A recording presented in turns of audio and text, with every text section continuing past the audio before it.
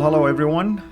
This is Fadi, and thank you for joining us for this brand new video series that will deal with the topic of political Islam, and we are going to have a number of video series related to this larger topic, if you wish. Now, I know many of you probably are used to seeing me deal with apologetics issues, maybe sometimes issues dealing with evangelism to Muslims or discipleship of believers in general. But probably you never noticed that I also have a passion that has to do with political side of Islam. What I mean by that is there are some hot issues that Islam taught on or pushes for sometimes in our political arena, and unfortunately political correctness and terms like Islamophobia get in the way where many people shy away from addressing such issues. We're talking about things that has to do with something called the Islamic Sharia law, for instance.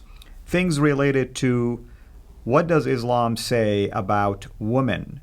How do women ought to be treated under Islamic teachings or Sharia law teachings? What about equality between Muslims and non-Muslims? Does such a thing exist?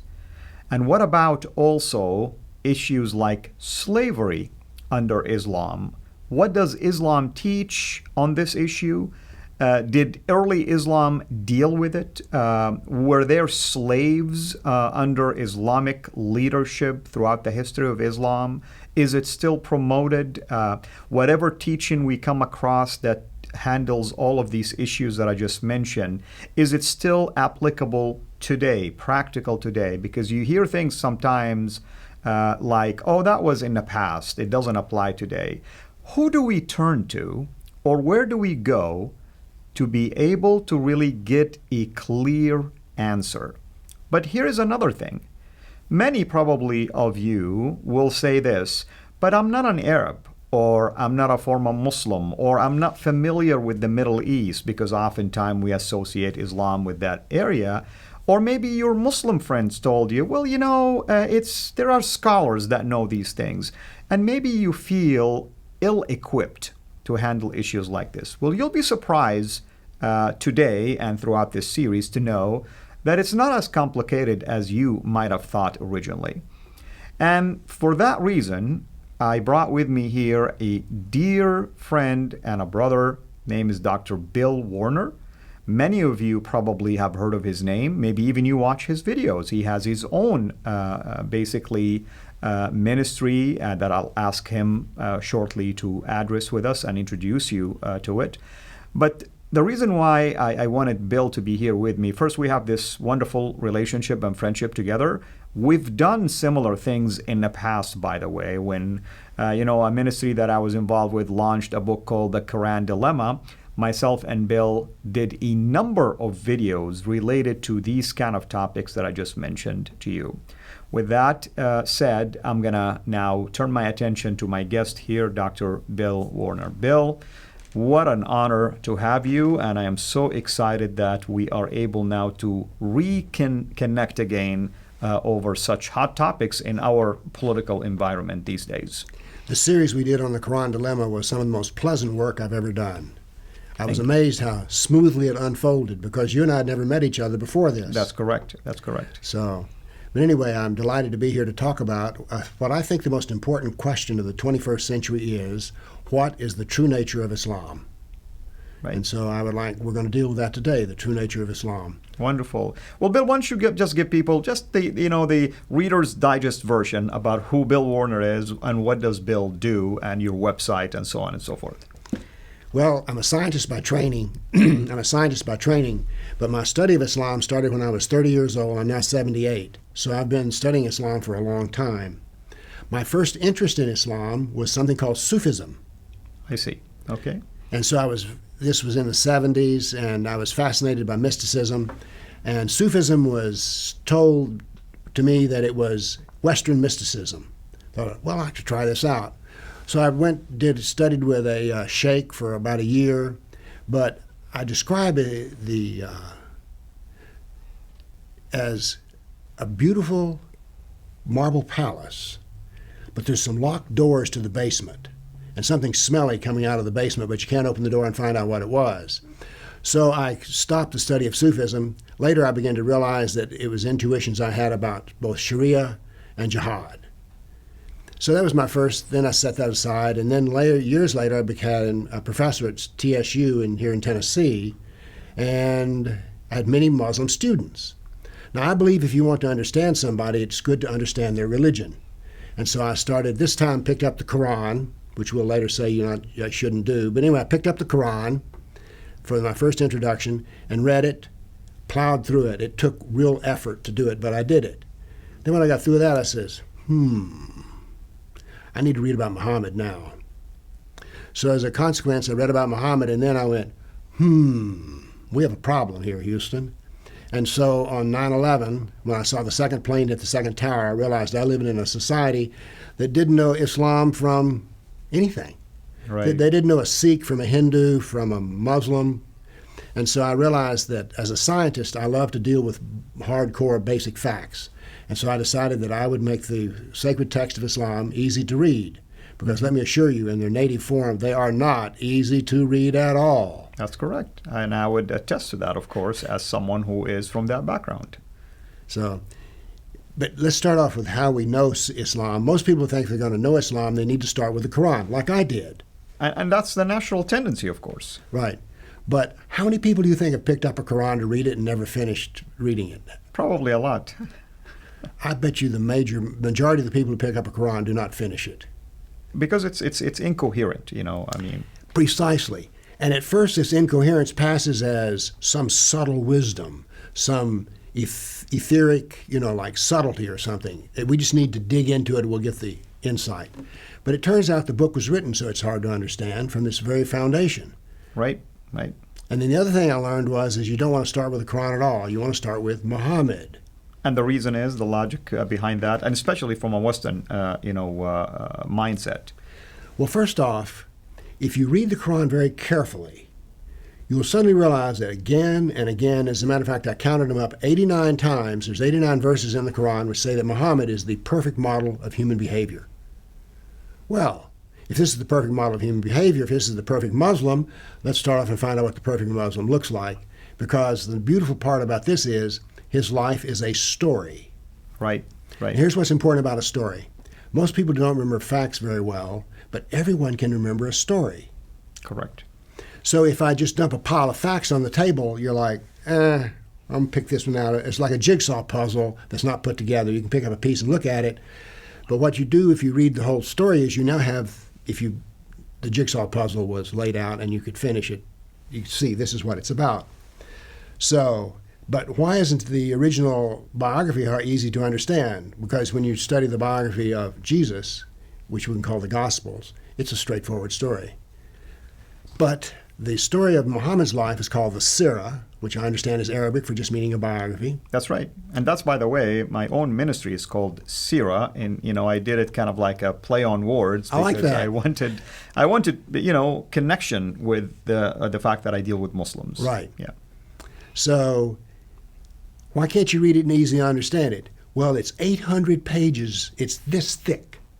That's at least one of them. There's so many CIRAs. Right. But if we start with the original Isaacs, it's difficult reading. Yeah. It's difficult to read. I remember one time what I set as a goal for myself was to make this easy to understand because I said, this is a great story.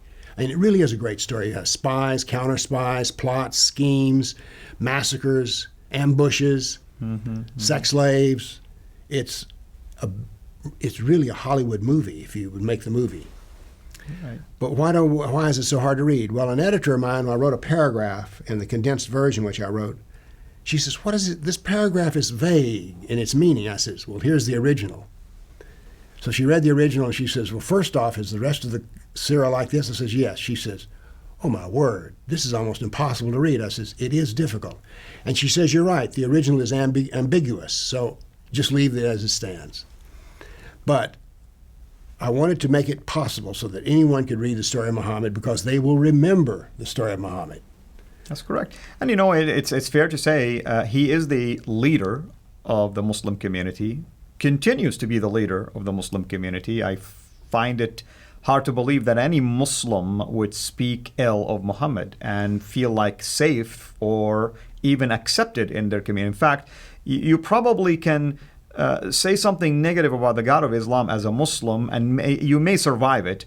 But dare you say anything about Muhammad and you'll see the ramification. I mean, you have laws in some countries like Pakistan saying anything about Muhammad is called blasphemy law. Right. Punishable by death. I mean, what does that tell you about the status of Muhammad? And, Bill, let me say this, what is it, that you felt was powerful from your perspective about the biography of Muhammad? Powerful? In terms of like something that you felt, impacted by as you began to read in helping you understand Islam, I should say. Well, first off, it made everything very clear. Because the life of Muhammad has two distinct phases. This is after he becomes a prophet. There is his prophethood in Mecca, right, in which he preaches the religion of Islam. Correct. But it's not very successful. He converts, the figures say, about 150 people. And this was in about 13 years' time. Exactly. So that's about 10 a year, which is not very successful. And then he moves to Medina at the insistence of the Meccans. And he changes completely. He becomes now a politician, and he becomes a jihadist. Right. As a matter of fact, I counted up 95 acts of jihad that he did in the last 9 years of his life. What's important about it is, when he died, every Arab on what we now call the Arabian Peninsula, or within his sphere, was a Muslim. So what do we learn from this? That there's an early religion of peace, it's there, but then there's also a religion or a politics of jihad, which is there also. Now simply, which one's the real one? Wrong question. Wrong question. They're both equally real. That's and right. Both useful. It's like having hot water and cold water. If you need hot water, you turn it on. So that's Medina. If you need cold water, you turn that on. That's Mecca. You can get whatever you want. You can mix them up if you want to. But it's very confusing to the non-Muslim, and who I call the kafir. So as a result of this confusion, and people in our world today want to think the best of people if at all possible. And so the part of the jihad in Medina, they like to just... is watered down all the time or ignored, Bill, I like to call it this way. You have a marketing message, right? And then you have a marketing strategy. Right. And then you have an end goal. Right. So the message is Islam, a peaceful religion. Now, if you go along with that, great. We're going to keep going in that direction. And the end is accept me in the society or convert. If you start resisting me, guess what? I have plan B now, which is violent, jihad, terrorism, whatever you might call it, or political influence. If you now succumb to my message and accept me, great. We'll keep going. If not, I'll keep going this way until you finally succumb to my religion. Either way, you'll end up with a religion called Islam that seeks domination. And that's pretty much the part that troubles me, Bill, because I come from that background. I understand the message of Islam, but I sense also in the West, people are oblivious to what the end goal behind Islam as a religion. I mean, I'm sure you and I have met wonderful Muslim people. My family is Muslim, so we're not talking about the Muslim people, but the Muslim people have no choice but to adhere to their teaching. Some of them feel troubled by it, so they take the peaceful side, right? Mm-hmm. Others feel zealot about it, the ISIS, the Al-Qaeda, the violent, jihadis, because they feel like, no, that's what we're required to do. We're in a state of war. And hence you see the confusion between the two sides. But who's the domineering side all the time, Bill? Well, I'm afraid the man with the gun. Exactly. The man with the gun, the man with the sword, right, is the one who's been successful. And the Medina phase of Muhammad proved it. Yes. When he moved there were very few Muslims in Medina. But a few years later, they were all Muslim. They had no choice. This illustrates what I call the law of saturation, which you're addressing here as well. But it sounds very scientific, and it is. What you notice is that once Islam gets a toehold, if you wait centuries, it will be everything. That is, and it happened in Medina, got a toehold, was first just an immigrant, then finally in the end, Islam controls everything. And we see, for instance, Turkey. Islam invaded Turkey, And it took centuries, but over the centuries, what is now the land of the 7 churches of Asia, they're all gone. I think the percentage of Christians in Turkey now is 0.3%. Yeah, they're shrinking for sure. Well, there's not a lot of shrinking left to do. Right. But the point is once it's introduced, it prevails. And then we need to tell somebody that Islam does not mean peace. Islam means submission or submit. Absolutely, exactly. And back again to the marketing philosophy, there is something called buyer's remorse, right? and you have a return policy sometimes. In Islam, I'm afraid to say there's no return policy. There's no return policy. And here's the proof. Muhammad died. Some Arabs recanted, went back to their own way of living. Right. Did they have a choice? They were fought. It's called the battles of the apostates. Right, the Rita Wars. Why? Because you cannot recant. There is no buyer's remorse here. No. Abu Bakr made this very clear, by the way. He was the man who led the apostasy wars. And he says, no, you can't leave. Exactly. Well, we can cut your head off. You can leave that way. But if you want to leave with your head on, not going to happen. Yeah, and there is a sense and you're going to pay every dollar of the tax you owe me. Exactly. There is the sense of pride and honor, and you feel like, oh, if you leave, you're dishonoring us right now. That's one of the reasons why many Muslims despise people like myself, because they feel like I am shaming the religion by deciding that I wanted to follow Jesus. In their mind, by doing so, it doesn't matter even if you're in a closet and you're not speaking publicly, you shame the religion already, and that's why there is the apostasy punishment under Sharia law, which can, amount to death sometimes, as you know. It depends on which country, and if they want to go by the book, death is the penalty. I've met other apostates whose family told them, you're dead to us. We could kill you, but we're not. Instead, you're dead to us. That's right. Exactly. Well, Bill, this is, I hope people are seeing why this is exciting. And this is just the tip of the iceberg, if you wish. And we're starting, this series just with introductions. Before we close this, because next time we want to talk more about the Quran now and what you term the trilogy, and we'll explain more about that. Where can people find you online? Well, go to YouTube and either enter Bill Warner, Political Islam, or you can go to my website, politicalislam.com. And in the next session, we need to talk a little more exactly what do we mean by political Islam, because we have a precise definition. Excellent. Well, one of the things you're going to learn from Bill is that, as he really mentioned beginning of this episode, he likes to simplify things. And you will see what I mean by that as we continue with this particular series. So hopefully you'll find this particular series to be enjoyable. Invite your friends and learn, take notes, and begin to reshape your understanding of Islam as an ideology. And you're going to need at some point to feel sympathetic to the Muslim people because, like I said, they are in a bondage. They don't have the freedom of choice to say, well, I don't like this part, I just want to do this. You can't. From a spiritual standpoint, from their own perspective, and a religious standpoint, and the source of authority that is imposed on them, their choices are very limited, I'm afraid. So we need to really develop a better understanding of Islam, but also along the line of the Muslim people situation. Until we meet again, have a blessed day. Thank you for watching.